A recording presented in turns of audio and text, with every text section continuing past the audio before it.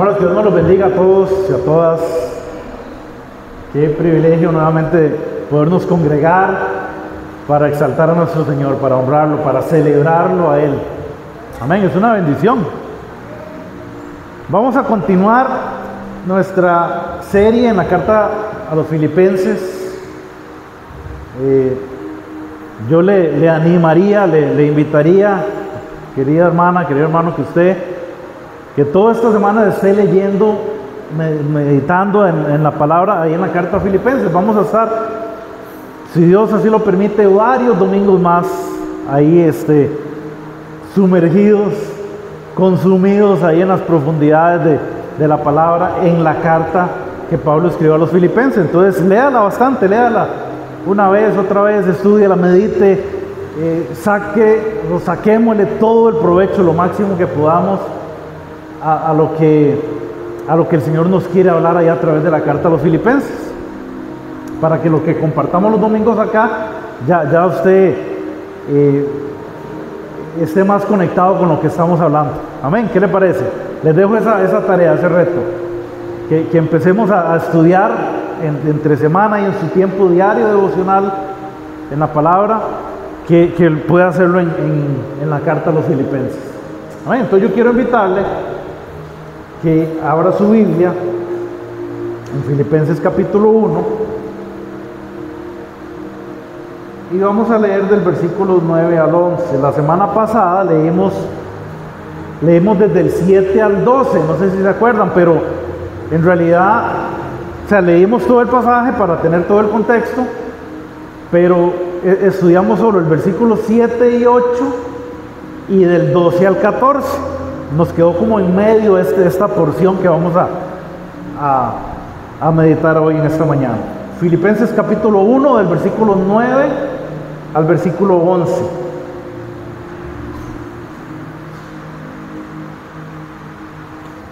Dice así la palabra del Señor: y esto pido en oración, que vuestro amor abunde aún más y más en ciencia y en todo conocimiento, para que aprobéis lo mejor, a fin de que seáis sinceros e irreprensibles para el día de Cristo, llenos de fruto de justicia que son por medio de Jesucristo, para gloria y alabanza de Dios. Padre, te damos gracias en esta hora por tus misericordias, por tu bondad, por tu amor. Gracias, Señor, por esta bendita palabra que tú nos has dejado como una guía, como en nuestro manual de vida, Señor. En ella encontramos toda tu revelación, en ella te encontramos a ti, en ella tú mismo te revelas a ti mismo a nosotros. En ella te podemos conocer tu corazón, lo que hay en tu corazón, conocer tu voluntad, Señor, y tus deseos para nosotros. Queremos, Señor, en esta hora, al acercarnos a tu palabra, pedirte con toda humildad que tú nos sensibilices a tu palabra, que abra nuestro entendimiento, que podamos, Señor, recibir, atesorar y poner en práctica lo que tú nos quieras hablar en esta hora a través de esta porción de las Escrituras que vamos a meditar ahora. Que todo lo que vamos a hablar acá, Señor, que seas tú el que hable, que seas tú el que haga con cada uno de nosotros como quieras hacerlo, por medio de tu bendita palabra, Señor. Y que todo sea para la gloria y honra de tu santo nombre. Te lo pedimos en el nombre de Jesús. Amén.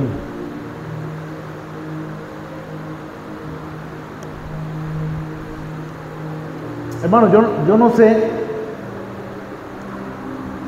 pero cuando yo medito en las oraciones de Pablo, este pasaje que leímos, estos versículos del 9 al 11 del capítulo 1 de Filipenses, es como el final de la introducción a la carta que Pablo hace. Todas las cartas inician con un saludo, una introducción, y luego empieza a desarrollar pues el tema o los temas que el apóstol, en este caso Pablo, van a tratar en la carta. Esta es como la porción final de la introducción a la carta. Pablo, recordemos que hace unos domingos anteriores vimos ahí en los primeros versículos de la carta, en el versículo 3, 4, 5, como Pablo, él decía que él siempre en sus oraciones le daba gracias al Señor por los hermanos en Filipos. Pablo decía, yo siempre que me acuerdo de ustedes, oro al Señor, le doy gracias a Él, siempre con gozo, siempre agradecido por la vida de ustedes, por lo que el Señor está haciendo en cada uno de ustedes.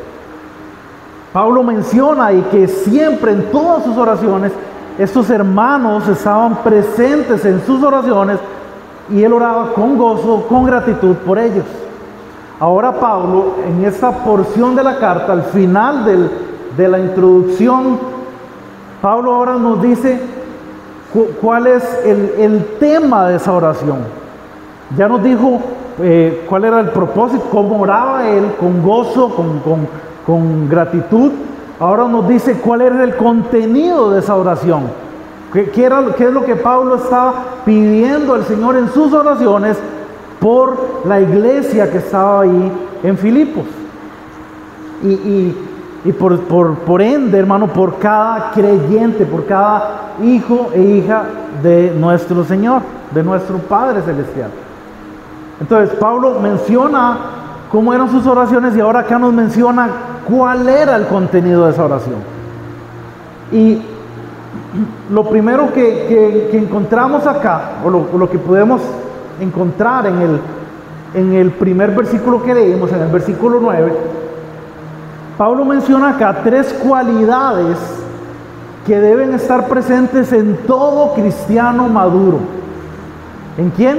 En todo cristiano maduro deben existir estas 3 cualidades. ¿Cuáles son? Bueno, Pablo las menciona allá en el verso 9. Dice, esto es lo que yo pido en oración, que vuestro amor abunde aún más y más en ciencia y en todo conocimiento. Quiero leerlo en otra versión para que tal vez nos quede un poquito más claro. La Biblia de las Américas dice, esto pido en oración. Y son 3 cosas que Pablo está pidiendo. Dice, que vuestro amor abunde aún más y más. Pablo lo primero que pide es amor en crecimiento, o abundancia de amor, crecimiento de amor. Dice, en conocimiento verdadero. Esa es la segunda cualidad. Y lo tercero dice, en todo discernimiento.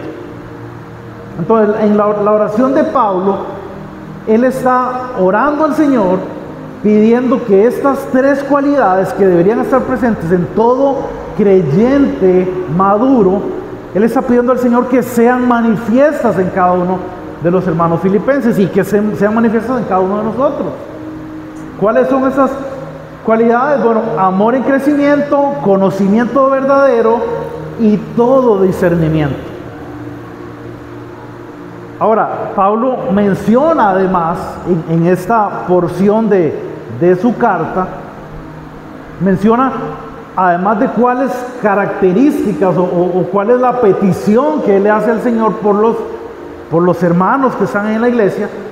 Pablo menciona qué es lo que él espera que estas cualidades produzcan en la vida de los hermanos.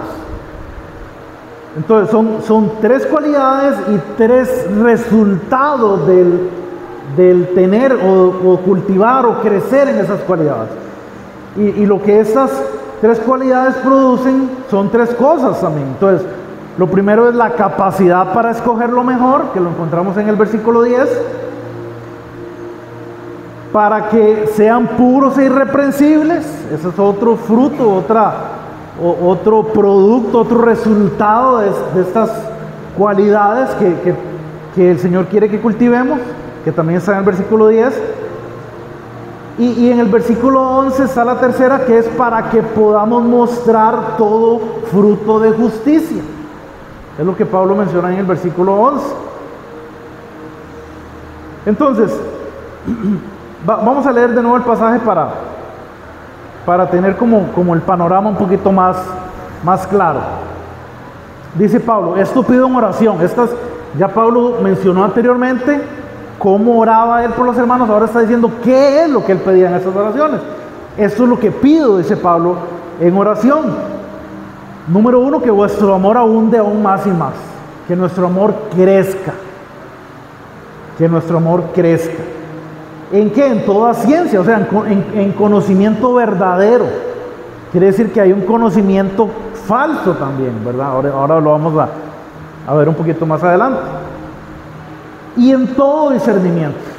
Pablo está orándole al Señor para que estas tres cualidades se desarrollen en cada uno de nosotros, en cada creyente, en cada hijo e hija de Dios.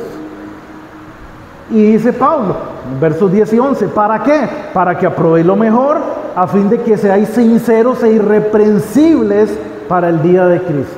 O sea, si estas cualidades están presentes en nuestra vida, esto es lo que va a producir, que vamos a probar lo mejor, vamos a ser sinceros e irreprensibles para el día de Cristo, y vamos a ser llenos de fruto de justicia que son por medio de Jesucristo. ¿Para qué? Para la gloria y alabanza de nuestro Dios. Eso es lo que Pablo está diciendo acá. Esta es la oración de Pablo. Cuando yo veo las oraciones de Pablo, como esta por ejemplo, y yo la comparo con mis oraciones personales y con las oraciones que escuchamos de otros hermanos, me doy cuenta que muchas veces son muy diferentes mis oraciones a las oraciones de Pablo.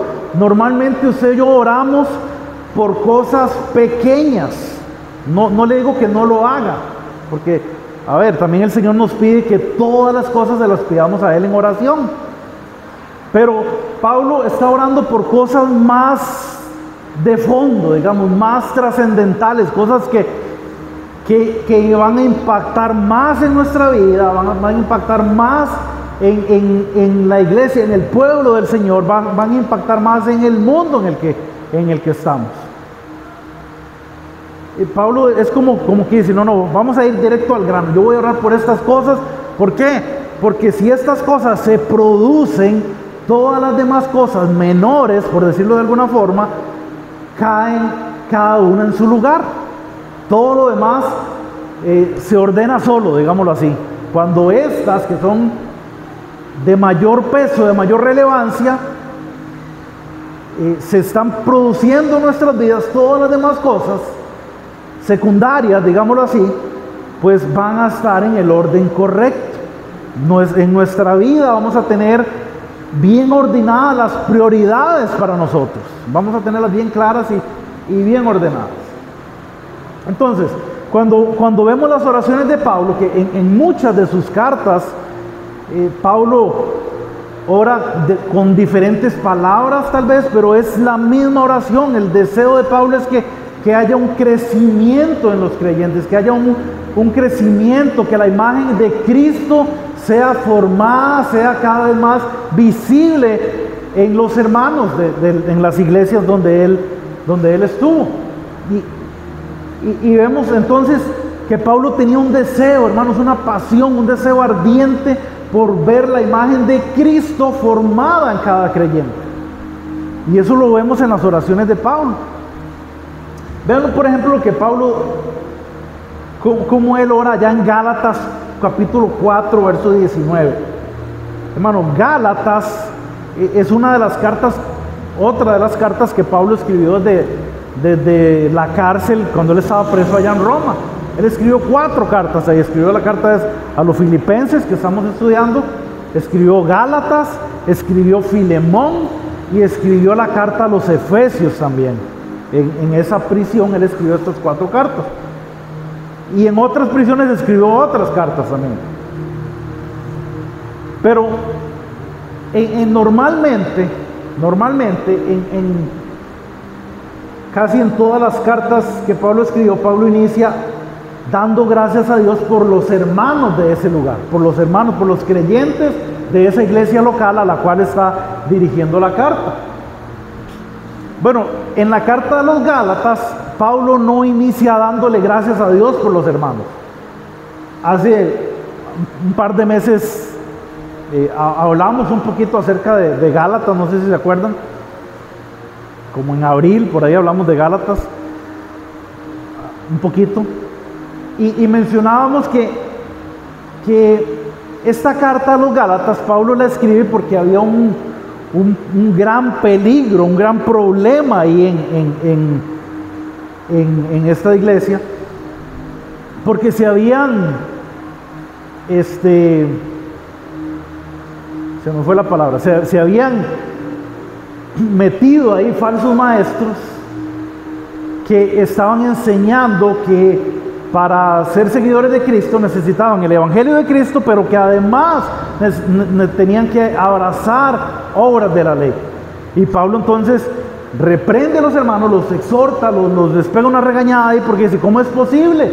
Y la carta inicia, Pablo, en lugar de darle gracias a Dios por los hermanos ahí en Gálatas, en Galacia, Pablo dice Gálatas insensatos. Pablo inicia más bien fuerte, como regañando, como molesto por la forma como ellos se habían apartado de la verdad y estaban poniendo el oído a escuchar mentiras, engaños de otros falsos maestros que habían aparecido por ahí.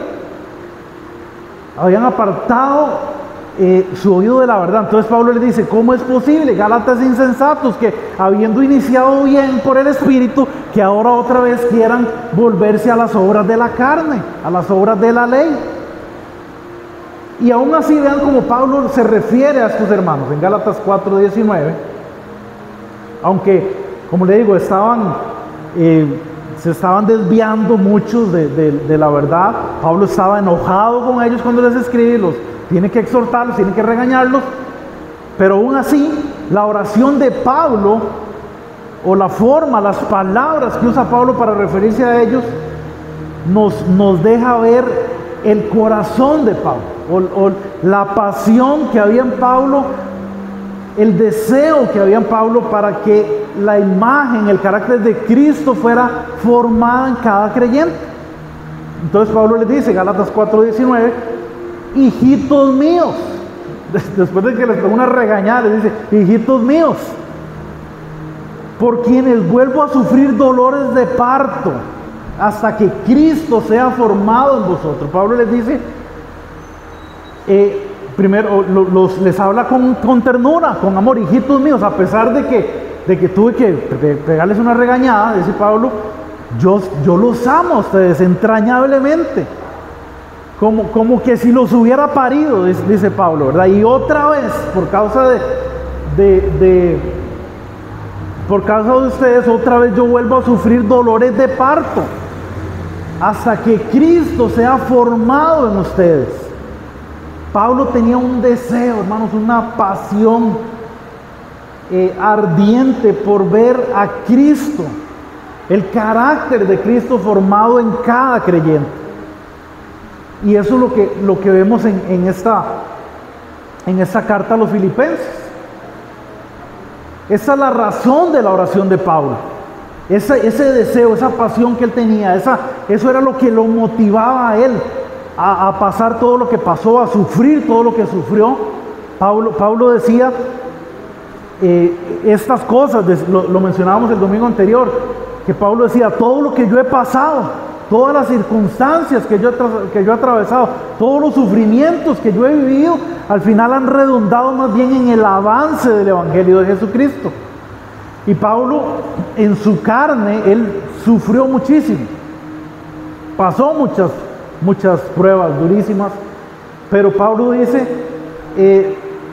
Pablo lo menciona ahí en Gálatas, dice, bueno, es como dolores de parto que yo he tenido que sufrir por ustedes, hasta que el carácter de Cristo sea formado en ustedes. Ese era el anhelo de Pablo, y esa es la razón de esta oración de Pablo.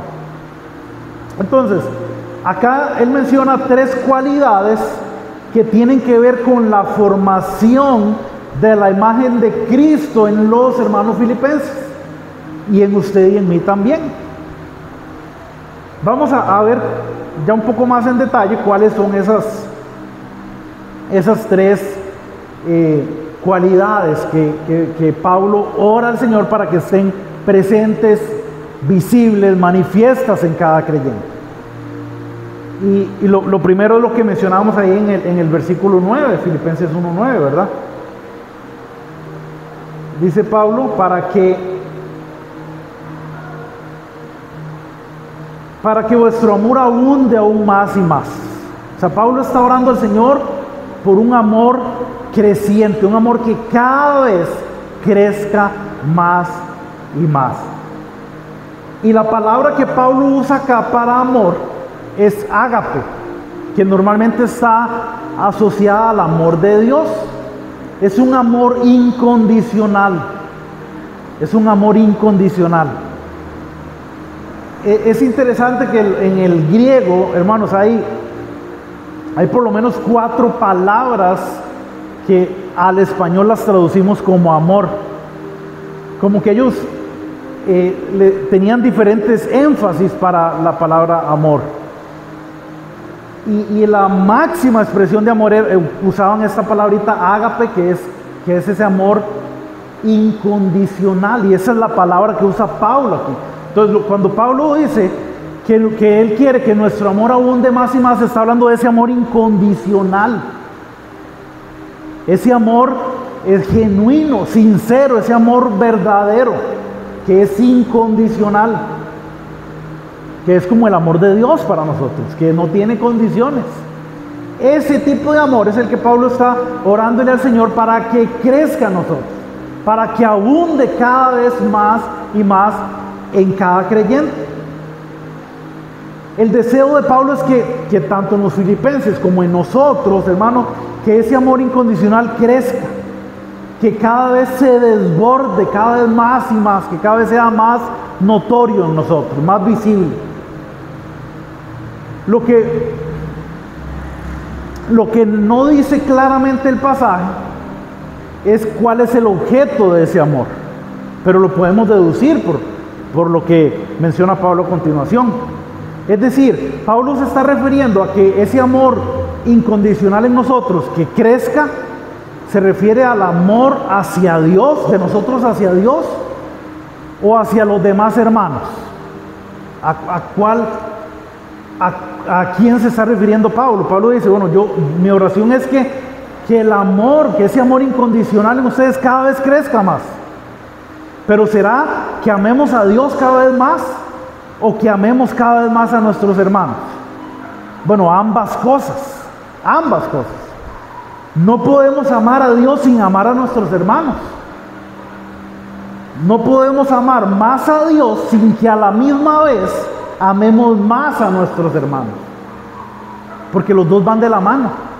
De hecho, Juan lo menciona ya en su primera carta, en el capítulo 4, versículo 20. Vean cómo lo dice Juan, primera de Juan 4:20. Dice Juan, si alguno dice, yo amo a Dios, pero aborrece a su hermano, es mentiroso. Pues el que no ama a su hermano, a quien ha visto, ¿cómo puede amar a Dios a quien no ha visto? Entonces, de hecho, Juan lo que está diciendo acá es que el amor hacia Dios y el amor hacia los hermanos no los podemos divorciar uno del otro, van de la mano.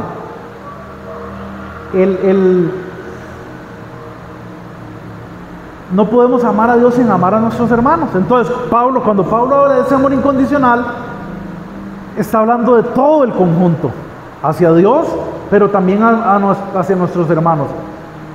¿Por qué? Porque cuando el amor hacia Dios de parte nuestra crece, cuando el amor por Dios crece, automáticamente, hermano, eso resulta en que el amor hacia nuestros hermanos también va a crecer, automáticamente. Es consecuencia de lo otro, digámoslo de esta forma. Por eso Pablo está orando por ambas cosas, Pablo está pidiendo ambas cosas. Incluso Cristo, hermano, Cristo también le dio tanta importancia a esta característica del carácter del cristiano que, ¿se acuerdan lo que hizo Cristo? Él agarró toda la ley judía, 613 leyes habían, o hay en la Torá, en los profetas. Y Cristo agarró toda la ley, todos los profetas, y lo resumió en 2 mandamientos. Solamente en 2. ¿Cuáles son? Amar a Dios, el primero, que dice, amarás al Señor tu Dios con toda tu mente, con toda tu fuerza, con todo tu corazón. Y el segundo, igual de importante, dice el mismo Jesús, amarás a tu prójimo como a ti mismo. Y dicen las Escrituras que en estos 2 mandamientos se resume toda la ley y todos los profetas.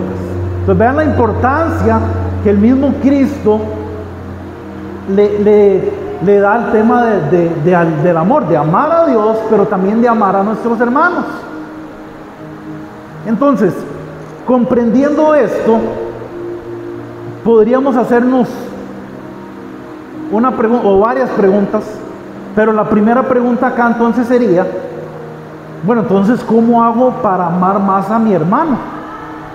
Si es tan importante para el Señor, si es tan importante para Cristo, que Él mismo lo enfatizó en varias ocasiones, la pregunta sería entonces, ¿cómo amo más a mi hermano? Bueno, muy sencillo, hermanos, amando más a Dios. ¿Ok? Entonces, ¿cómo hago para amar más a Dios? Tengo que conocerlo más. Amén. Para amar más a Dios, tengo que conocerlo más. Es imposible, hermano, conocer a Dios y no amarlo. Ahora, vean que no estoy hablando de conocer de Dios, que eso es otra cosa. Cualquier persona podría tener todo el conocimiento de Dios y no conocer a Dios. Son 2 cosas totalmente diferentes. Porque el conocimiento, el puro conocimiento, la Biblia lo dice, porque la letra mata. La letra, el solo conocimiento, si ese conocimiento se queda solo acá en nuestra mente, eso no produce ningún fruto en nosotros. Pero si ese conocimiento baja a nuestro corazón, lo atesoramos, lo ponemos en práctica en nuestra vida, eso produce fruto en nuestra vida. Para yo amar más a Dios, yo tengo que conocerlo más. Decía alguien por ahí que cada vez que cuando yo profundizo en el conocimiento del Señor y cada vez que yo conozco algo nuevo de Dios, eso me lleva a amar más a Dios. Cuando yo conozco algo más de Dios, eso produce en mí que yo lo ame más entonces. Amén. Entonces, vean la secuencia. Para yo amar a mi hermano, yo tengo que amar más a Dios. Pero para amar más a Dios, yo necesito conocer más a Dios. Ahora, entonces, ¿cómo hago para conocer más al Señor? Sería la siguiente pregunta que yo me debo hacer. ¿Cómo lo conozco más? Porque ese conocimiento y ese amor por Dios debe crecer en nosotros. No puede quedarse estancado. Si ha pasado algún tiempo, si tal vez usted lleva meses o años en su vida en las que usted siente que está estancado su amor por Dios, no ha crecido su amor por Dios, quiere decir que en todo ese tiempo usted no ha conocido nada nuevo de Dios. Porque cuando conocemos algo nuevo de Dios, eso nos lleva a amarlo más a Él. ¿Cómo lo conocemos entonces? ¿Cómo hago para conocer más a Dios? Bueno, la mejor revelación de Dios, ¿a dónde la encontramos? En su palabra, en la Biblia. Ahí está todo, ahí está Dios, Él se revela a sí mismo a través de las Escrituras. Él mismo está ahí, revelándose a nosotros. Entonces, en su palabra, ahí está toda fuente de conocimiento de Dios. Queremos conocer más a Dios, tenemos que ir a la palabra de Dios, porque Él ahí se nos revela a nosotros. Entonces, vean lo que pasa: poca palabra, poco conocimiento de Dios, y poco conocimiento de Dios, poco amor por Dios. Y eso muchas veces es lo que nos está pasando. Incluso Cristo le agregó algo más a esto. Cristo dijo allá en Juan 14:15: si me aman, obedezcan mis mandamientos, o guarden mis mandamientos. Si me aman, ¿cuál es el resultado de amarlo? Que le vamos a obedecer entonces. Que le vamos a obedecer. Entonces el problema no es falta de obediencia, hermanos, es falta de amor. Si amamos más a Dios, todo lo demás caerá en su lugar. Todo lo demás. Cuando usted y yo amamos al Señor y ese amor por Él está creciendo cada vez más y más. ¿Por qué está creciendo? Porque cada vez le conocemos más. Entre más lo conocemos a Él, más lo amamos. Porque más nos deleitamos en Él, más lo disfrutamos a Él. Él no deja de sorprendernos, no deja de maravillarnos con su misma persona, con lo que Él es, como Él es. Y cuando usted y yo más lo conocemos, más lo amamos. Más lo amamos. Porque ese conocimiento nos lleva a amarlo más a Él. Y Jesús dijo, entonces, pero y si ustedes me aman, van a obedecer lo que yo les mando.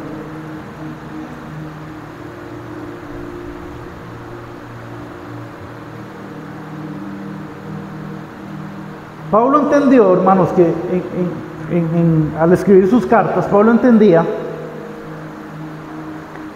que todos la mayoría de problemas en la iglesia, la mayoría de problemas entre hermanos, eran por falta de amor. Las divisiones que habían ahí, en esa misma carta a los filipenses, había un problema, ahí habían dos hermanas que estaban enemistadas, Evodia y Síntique, algo rarísimo, dos mujeres enojadas entre ellas, algo nunca visto, pero bueno, ahí pasó, no sé cómo, algo raro. Pero Pablo entendió, y por eso lo hablaba de esta forma, que las divisiones, hermanos, que los pleitos, que las ofensas, que todas estas cosas es un problema de falta de amor entre los hermanos. La raíz de todos estos problemas es falta de amor. Falta de amor. Por eso Pablo oraba de esta forma. El deseo de Pablo es que ese amor incondicional, que ese amor ágape en nosotros, crezca, abunde, se desborde cada vez más. Amor por Dios, pero también eso repercute inevitablemente en amor hacia los demás, en amor por los hermanos, en amor por nuestro prójimo. Porque no es solo, el mismo Jesús lo dijo, no es solo amar a los que nos aman, porque eso no tiene ningún mérito, eso hasta los inconversos lo hacen.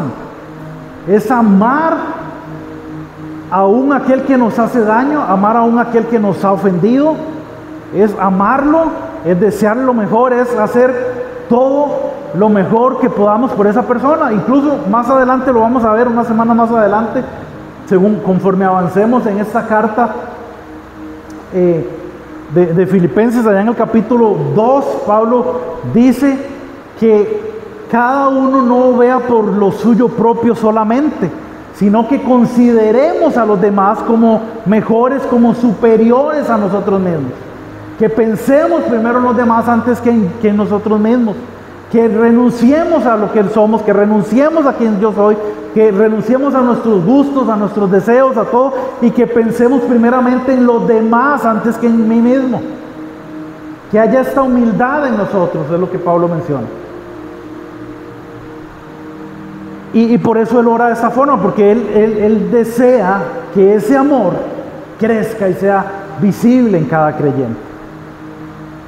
Porque eso va a producir que todas las demás cosas en nuestra vida estén en el orden correcto. Entonces, el resultado, hermanos, de este amor creciente, que este amor esté creciendo en nosotros, el resultado final es que mientras más le obedecemos a Dios, más le vamos a glorificar a Él. Pablo lo menciona ya en el versículo 11 del pasaje que leímos.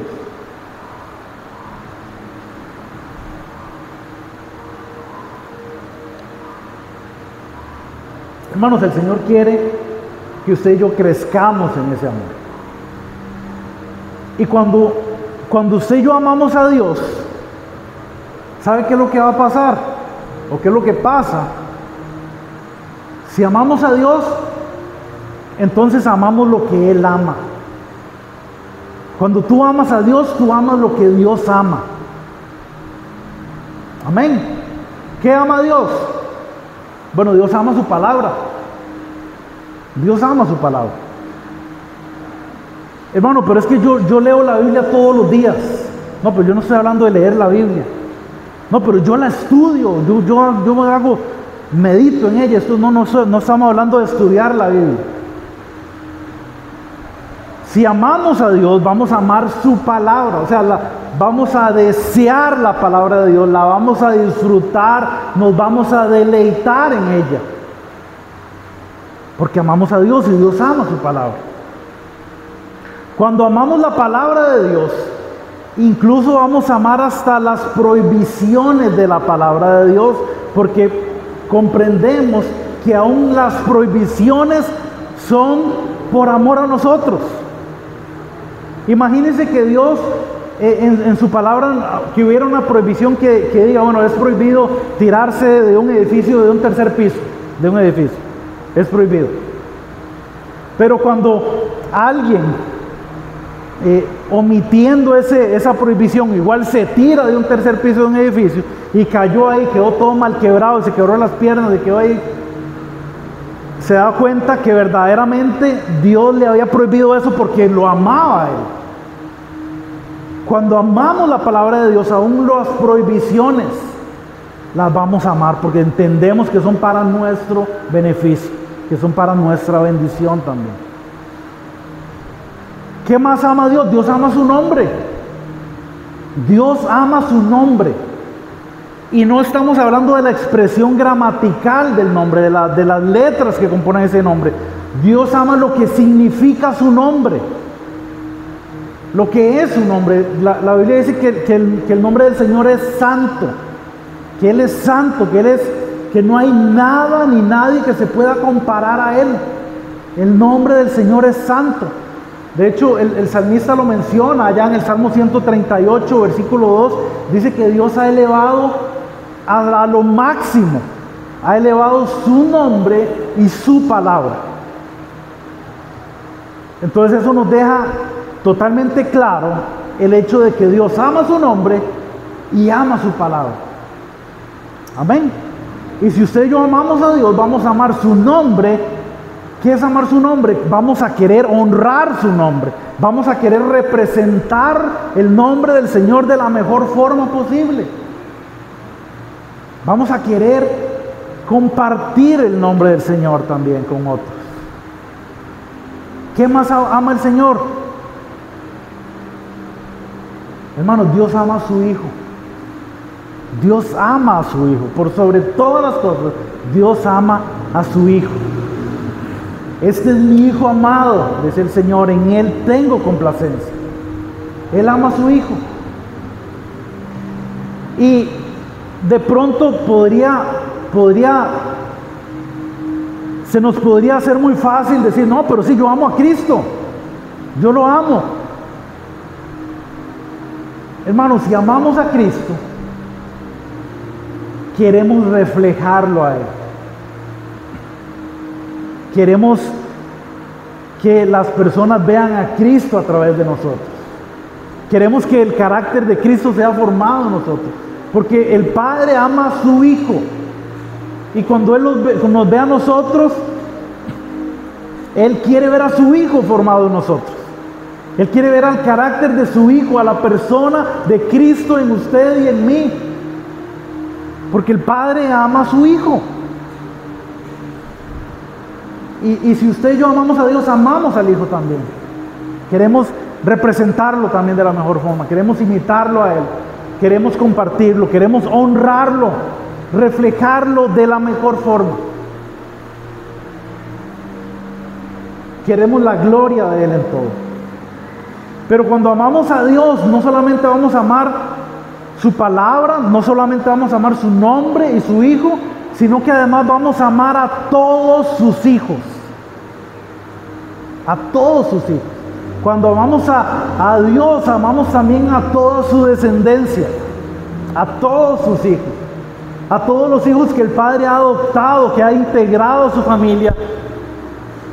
Y en ese sentido, pues, a ver, nos cuesta porque normalmente nosotros no somos amables en el sentido de que no somos fáciles de amar.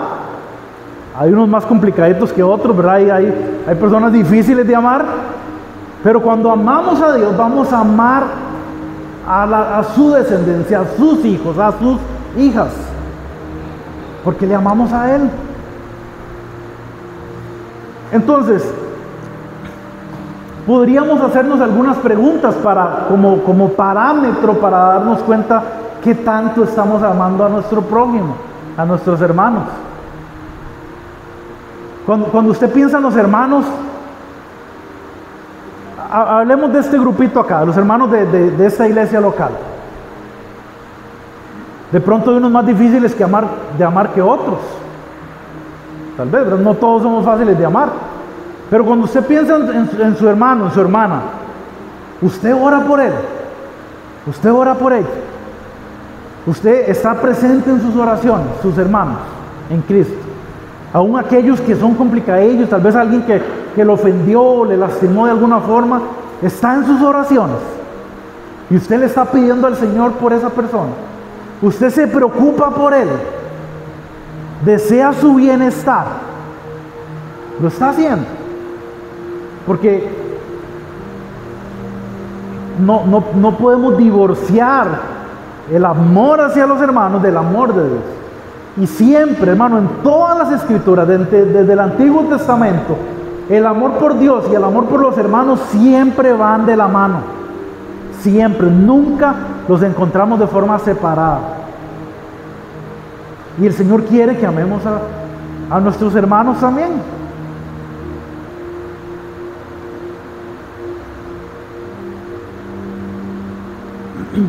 Por eso Pablo ora para que abunde ese amor en nosotros, para que crezca ese amor. Pero Pablo también ora para que ese amor abunde en conocimiento verdadero. Esa es la segunda cualidad que el Señor quiere que esté presente en nuestra vida. Conocimiento verdadero. ¿Qué es esto? Bueno, esto es un amor informado. O sea, es un amor con conocimiento. Es un amor inteligente, digámoslo así. Es un amor informado acerca de su voluntad, de su persona, de su palabra. No es un amor romántico, hermanos, como a veces nosotros, yo creo que por eso es que los griegos tenían tantas palabras diferentes para referirse al amor, porque habían varios enfoques diferentes. Nosotros tenemos una sola palabra para referirnos al amor y a veces tendemos a romantizar todo el amor. Pero cuando Pablo ora porque que ese amor abunde en un conocimiento verdadero, no está hablando de un amor romántico. No es ese amor. Porque el amor romántico, hermano, no tiene la capacidad de mantener las relaciones en su lugar. Cuando hay conflictos, cuando hay problemas, cuando hay tensiones, el amor romántico no tiene la capacidad de sostener la relación. Decía un autor que el amor, ese romanticismo, ese amor romántico no tiene elasticidad. Es decir, que cuando en cualquier relación, entre esposo y esposa, con los hijos, con amigos, con hermanos, con cualquier tipo de relación, cuando es solo ese amor romántico, no tiene elasticidad. Cuando viene la presión, ¿qué pasa? Se rompe, se quiebra, no soporta, no resiste. Pablo está hablando aquí de otro tipo de amor, es un amor con conocimiento verdadero, con conocimiento verdadero. Es un amor pensado, hermanos.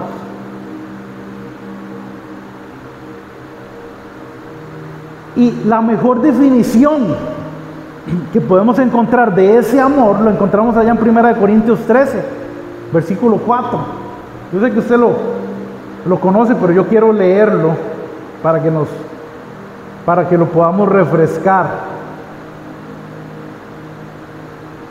Y esta definición no tiene nada de romántica, hermanos. Y ese es el amor de Dios. ¿Cómo es? El amor es sufrido, es benigno. El amor no tiene envidia. El amor no es jactancioso, no se envanece. Versículo 5. no hace nada indebido, no busca lo suyo, no se irrita, no guarda rencor, no se goza de la injusticia, mas se goza de la verdad.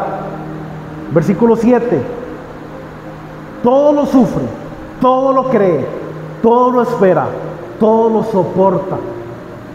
Ese es el amor del que Pablo está hablando. No es un amor romántico, porque cuando llegan los problemas, el amor romántico...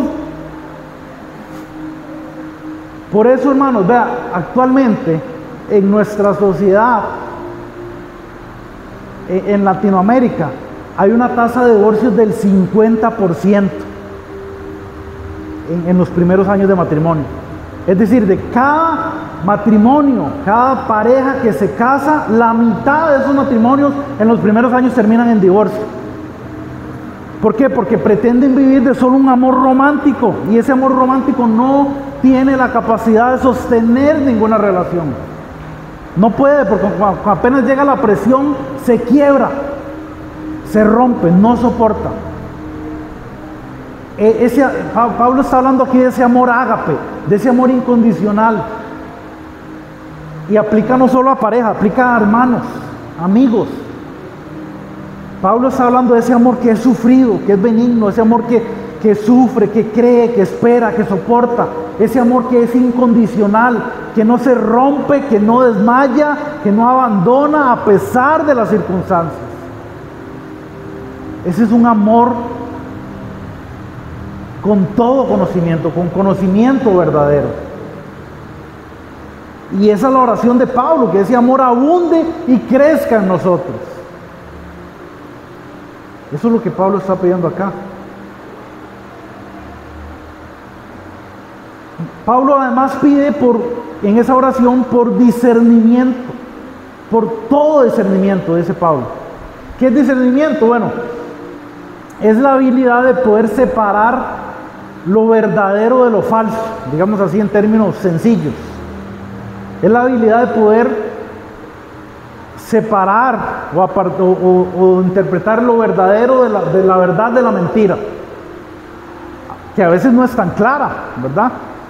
Ocupamos ese discernimiento. Ahora, ¿para qué Pablo pide estas cosas? ¿Por qué en la oración de Pablo él pide que crezcamos, que abundemos en ese amor, pero ese amor con conocimiento, con discernimiento? ¿Para qué? Bueno, lo encontramos en los versículos 10 y 11 del pasaje que leímos. ¿Para qué?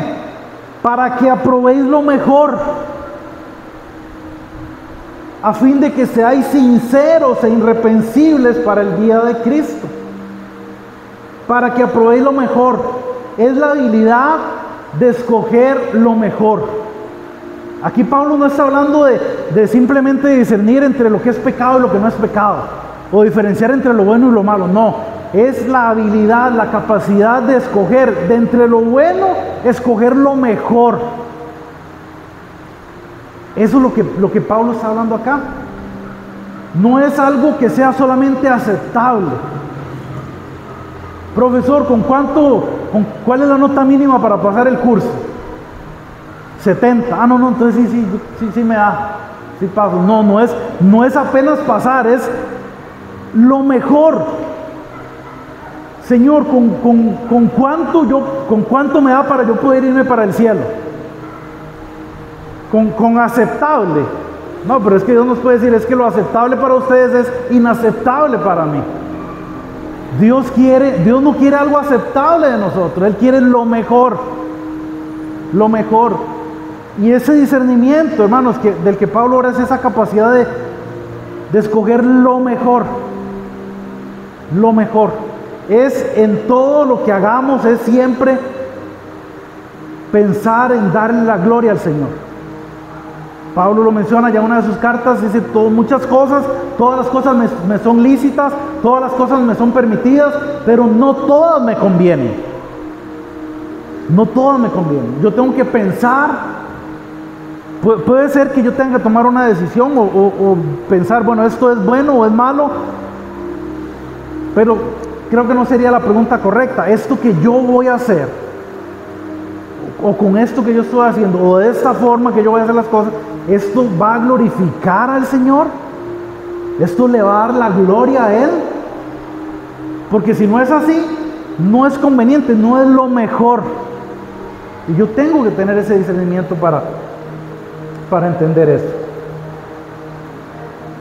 Cuando caminamos, hermano, de esa forma, cuando esas cualidades están presentes en nosotros, entonces, como consecuencia de esto, lo que Pablo dice en el versículo 11, entonces somos llenos del fruto de justicia por medio de Jesucristo, porque todo es por medio de Él, por medio de Jesucristo, para alabar y glorificar a nuestro Dios. Y Pablo menciona unas cosas acá en el versículo 11, y con esto vamos a terminar. Menciona una palabrita, dice irreprensible, dice en el verso 11, llenos de fruto de justicia, en el 10, para que aprobéis lo mejor, a fin de que seáis sinceros e irreprensibles para el día del Señor. Irreprensible no quiere decir perfecto. Irreprensible no quiere decir que no nos equivocamos. Irreprensible quiere decir que yo voy a dar mi máximo esfuerzo para buscar siempre la gloria de Dios. Que yo voy a hacer lo mejor para que a través de mí, que el Señor sea glorificado.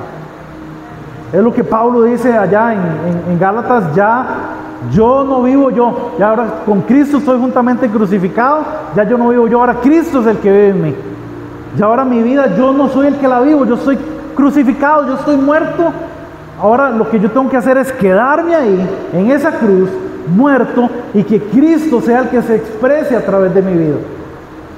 La vida cristiana, hermano, no se trata de vivir pareciéndonos a Cristo, no es eso, se trata de hacernos a un lado de nosotros y que sea Cristo el que viva su vida a través de mí.